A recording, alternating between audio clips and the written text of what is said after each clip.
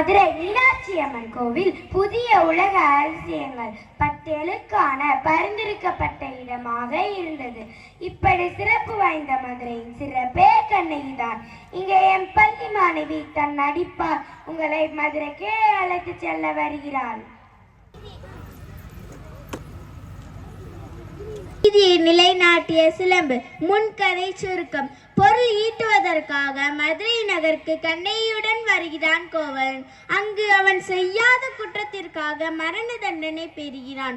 ஆராயாமல் தீர்ப்பளித்ததாக அரசர் மீது குற்றம் சாட்டும் கண்ணகி தனது காய்ச்சிலம்பை கொண்டு தன் கணவன் கள்வன் அல்லன் என்பதை உணர்த்துகிறாள். அரசருக்கும் கண்ணகிக்கும் நடக்கும் உரையாடலை இங்கு நாடகமாக காண்போம்.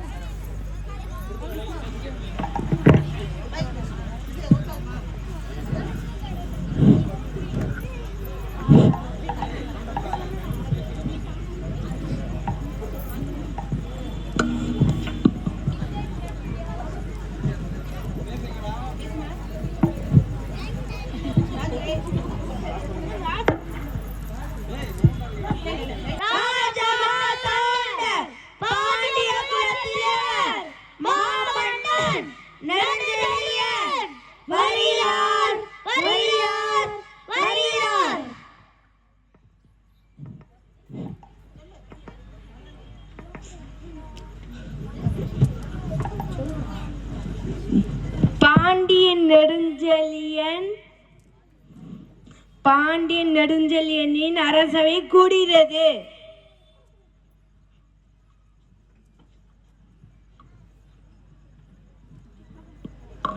வணக்கம். வணக்கம், அமருங்கள். பெண்ணே, நீ யார்? உனக்கு என்ன வேண்டும்?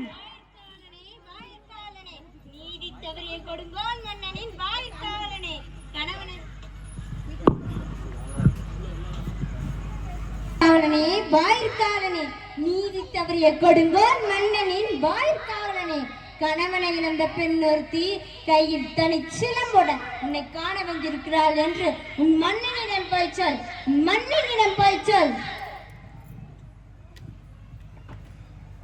வாழிய மன்னா வாழிய, செலியனே வாழிய, இதுவரை பழி சொற்கள் சேராத பஞ்சவனே வாழிய. வேந்தே, உங்களிடம் கூறுவதற்கு ஒரு செய்தி உள்ளது வேந்தே. என்ன செய்தி?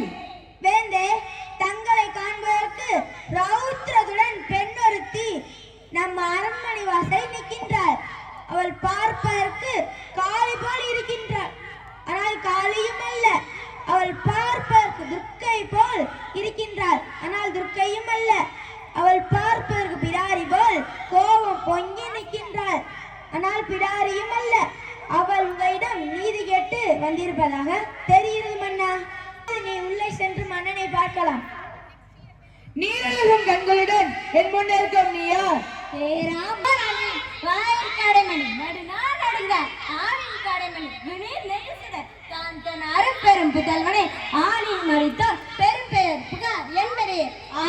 ஒரு புறாவின் துன்பத்தை போக்குவதற்காக தன் தொடையின் தசையை அறுத்து கொடுத்த சிப்பி மன்னனும் ஒரு பசுவை தேர் அறிந்து தனது ஒப்பற்ற ஒரே மகனே தேர் சக்கரத்தில் இட்டுக்கொன்ற மண்ணீரி சோழனும் வாழ்ந்து வந்த பெரும் புகழுடைய புகார் நகரமே யான் பிறந்தோம். சோழ சாம்ராஜ்யத்திற்கே பெரும்பொருள் கொடுக்கும் மாசாத்துவானின் மருமகன் முத்து விளைகின்ற மூன்று கடல் சென்றிருக்கும் தென்னகத்தில் முரசு கொட்டி உச்சங்கம் வளர்த்து முக்கொடியின் நிலையிலே முத்தமிழ் காப்பாற்ற வந்த மூவேந்தர் பரம்பரை பெருமிதனை மூலியாக்க முடிவறிந்த மன்னன் எனது கொடுங்கோளுக்கு அரசு தீர்ப்பிற்கு ஆளாகி கொலையுண்ட கோளினின் மனைவி கண்ணகி நான் என்பதை அறிந்திடுக அரசு. கோவலனா? சிலம்பை திருடிய கல்வன் மன்னா. கோவலனின் மனைவி சிலம்பை திருடிய கல்வனின் மனைவியா? போதும் போதும். யாகாவரானும் நாகாக்க மன்னா, நாகாக்க. நீதிக்கு இலக்கணம் நெடுஞ்செழிய பாண்டியனே, நாட்டில் எதற்கு பெயர் நீதி?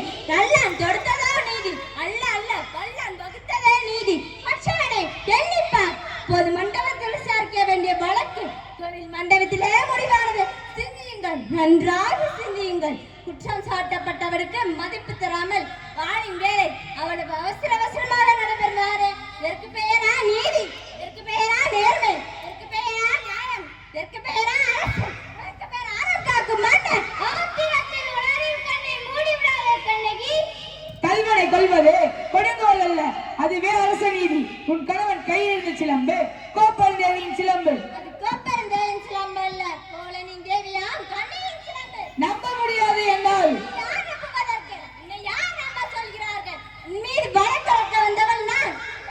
நீ என நான் குற்றவாளியா? நீ குற்றவாளிதானா? அதனால் தீர்ப்பு வழங்கும் உரிமை உன் கையில் இல்லை. இதோ இருக்கிறார்களே மேன்மை மிக்க மனிதர்கள், இவர்கள் சொல்லட்டும் நல்ல தீர்ப்பை.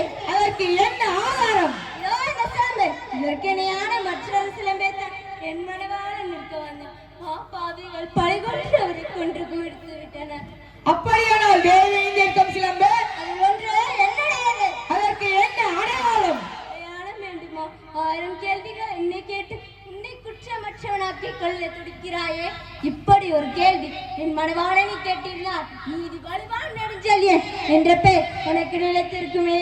என் மனவாளன் வெறும் தங்கி இருக்கும். அது உன்னுடைய என்பதை நிரூபித்து காட்ட முடியுமா? அண்ணவா, உன்னுடைய மனைவியின் சிலம்பின் பிறர்கள் முத்துக்களா இல்லை மாணிக்கங்களா? முத்துக்கள், அதுவும் கொற்கை முத்துக்கள். என்னுடைய சிலம்பிலே மாணிக்க பிறர்கள். அப்படியா? எங்கே பார்க்கலாம்? தேவி சிலம்பை கொடுங்கள்.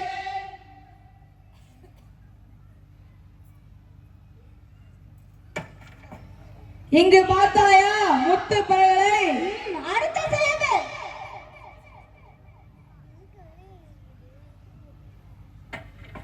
மாணிக்க பழல்களா? மாணிக்க பழல்களா? மாணிக்கங்கள் அல்ல, தர்மத்தின் கண்கள் வடிக்கின்ற ரத்த துளிகள் மன்னா, ரத்த துளிகள். பாண்டியா, உனக்கு என்ன சிலம்பம் இருந்தால் என்னுடைய மற்றொரு சிலம்பு, என்னுடைய மற்றொரு சிலம்பு.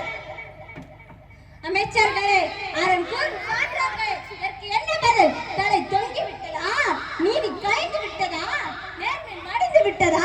வாய்மை அழிந்து விட்டதா? நெடுஞ்செழிய பாண்டியனின் ஆரம் மாறம் திறம் எல்லாம் மண்ணோடு மண்ணாக கலந்து விட்டதா?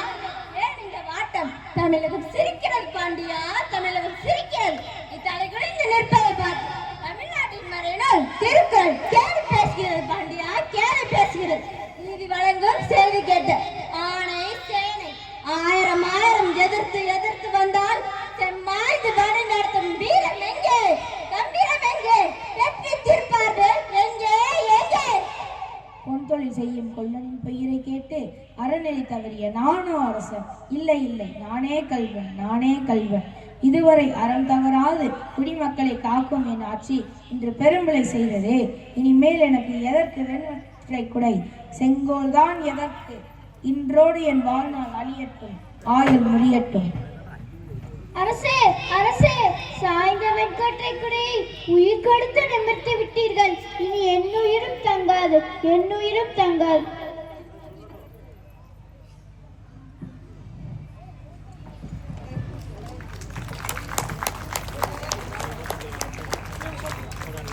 நன்றி.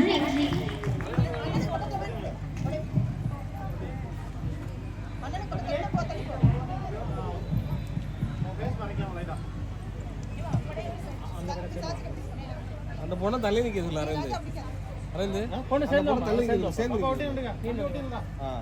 இங்க பாருங்க, என்ன பாக்குறேன் தம்பிடே, நம்ம பாக்குறது